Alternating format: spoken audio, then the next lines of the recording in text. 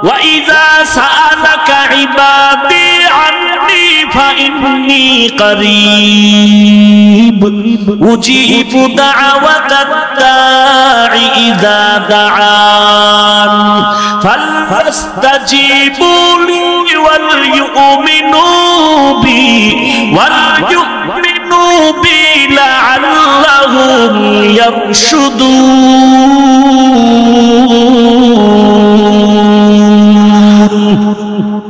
हर गोरी देने के तू तैयार है जो न मांगे उससे तू बेजार है চেষ্টা করা বান্দার কাজ পূরণ করার মালিককে এরে বান্দা চেষ্টা করো আল্লাহ পাওয়ার জন্য চেষ্টা করো ও আল্লাহ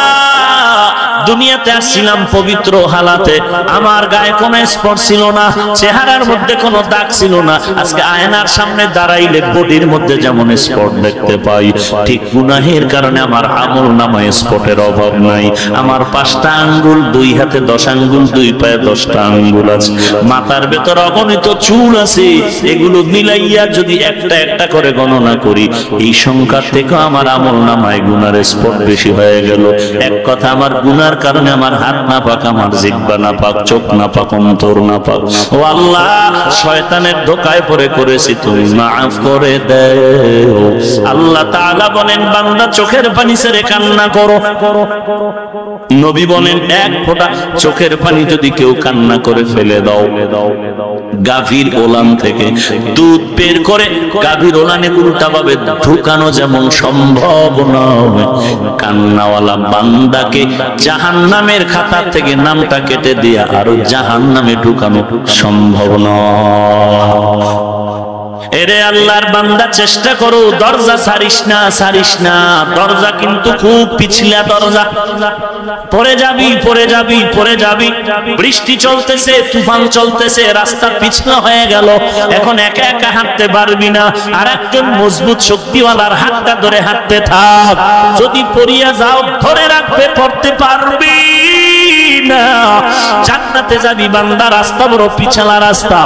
সিরাতের উপর দিয়া 30,000 পথ পাড়ি দেওয়া লাগবে মিজানের পাল্লায় আমলনামা ওজন দিতে হবে ওই সিরাতটা কেমন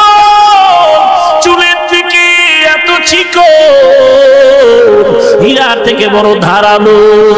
ওই জায়গা দিয়ে কেমনে যাবে রে মুমিন এত ভয়ঙ্কর ওই সিরাতের নিচে জাহান্নামের আগুন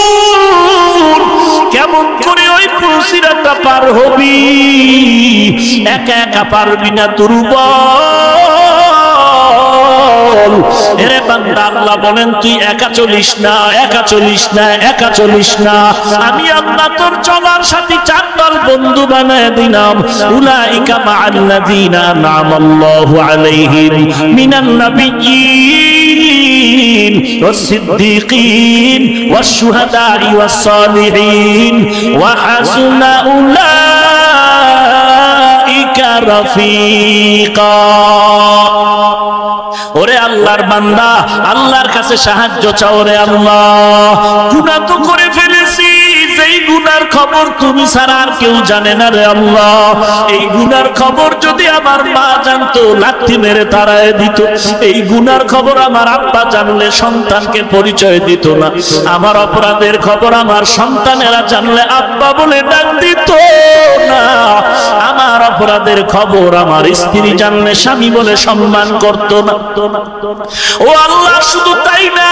এই অন্যায়গুলো আমার সামনে যদি আমার স্ত্রী করতাম স্ত্রীরে তাড়ায় দিতাম আমি যে অন্যায় করেছি ঠিক এই অন্যায় যদি আমার সন্তান করত তাড়ায় দিতাম এই অন্যায়গুলো আমার মা বাবা করলে আমি মা বাবার থেকে আলাদা হয়ে যেতাম ও আল্লাহ তুমি কি এত বড় রহমান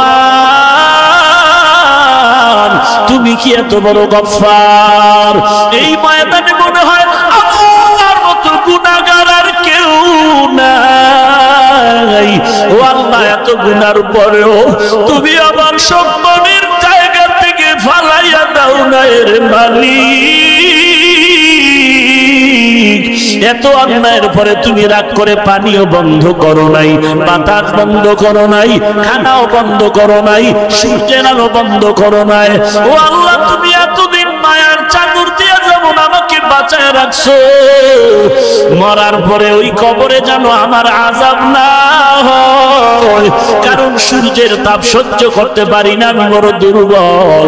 এত ঠান্ডা ফ্যানের বাতাসের পরও ঘাম আর ঘাম, সহ্য করতে পারি না গরম। একটা বেতের কেউ বাড়ি দিলে সহ্য করতে পারি না, অথচ কোরআনের আওয়াজ, নবীজির আওয়াজ। গুনাহ নিয়ে যদি কবরে যাও, ওই কবরে দুই পাশের মাটির চাপ, পাথরের হাড়গুলো চুরমার হয়ে যাবে, জাহান্নামের আযাব দরজা খুলে যাবে। আল্লাহ তাআলা বলবেন, এরে ফেরেশতারা এর আযাব শুরু করে দাও। কবরের মধ্যে একটা নয়, দুইটা নয়, 70 থেকে 99টা সাপের কামড় শুরু হয়ে যাবে। বেঈমান নাফরমানের চিল্লানোর আওয়াজ একমাত্র জিন আর মানুষ ব্যতীত সব মাখলুকাতেরা কবরের আযাব সচক্ষে দেখতে থাকবে আর চিল্লাইতে থাকবে, ও আল্লাহ একটা সেকেন্ডের কষ্ট সহ্য করতে পারি না রে মালিক। ওই কবরে গেলে গুনাহ নিয়ে কবরের চাপ কিভাবে সহ্য করব? না না, কবরের চাপ সহ্য করতে পারবো না, সাপের কামড় সহ্য করতে পারবো না রে আল্লাহ। আজকে থেকেই তওবার দরজায় ফিরে যেতে চাই, আর গুনাহ করব না রে মালিক, আর গুনাহ করব না। নামাজ ছেড়েছি, আজকে থেকে ওয়াদা, নামাজ আর ছাড়বো না, বেপরদায় চলবো না, মা বাবারে কষ্ট দিব না, আল্লাহ ওয়ালাদের বিরোধিতা করব না, নবীর সুন্নতের বিরুদ্ধে চলবো না। ও আল্লাহ, এই ময়দানে এত বান্দা হাজির, আমি গুনাহগার, তবে এখানে কত কোরআনওয়ালা ছাত্র আছে যাদের গুনাহ এখনো শুরু হয় না, আমলনামা জারি হয় না। এখানে কত সাদা দাড়িওয়ালা হাফেজ সাহেব, যেই সাদা দাড়িওয়ালারা আল্লাহর কাছে আল্লাহ বলে ডাক দিলে আল্লাহ খালি হাতে ডাকটা ফিরাইয়া দেয় না। ও আল্লাহ, তাদের উসিলায় মাফ করে দাও। এরে যুবক, ডানে বামে তাকায়া দেখ, কোন সাদা দাড়িওয়ালা পাইলে হাতটা বাড়ায়া দোয়া চা। ওরে কান্নাওয়ালার কাছে গিয়া একটু দোয়া নাও। দুনিয়াতে লজ্জা করে কি লাভ? লজ্জা ভেঙে দোয়া চাও, না হয় কবরের আযাব সহ্য করার শক্তি হবে না রে মুমিন। আল্লাহর দরবারে চোখের পানি ছেড়ে কাঁদো। কান্না না আসার কারণ, গুনার কারণে দিলটা পাথর, চোখে পানিও নাই। ও আল্লাহ, কান্নাওয়ালা চক্ষু দান করে দাও। আয় আল্লাহ, দিনটাকে নরম বানায় দাও। কান্নাওয়ালা চক্ষু দান করো মালিক।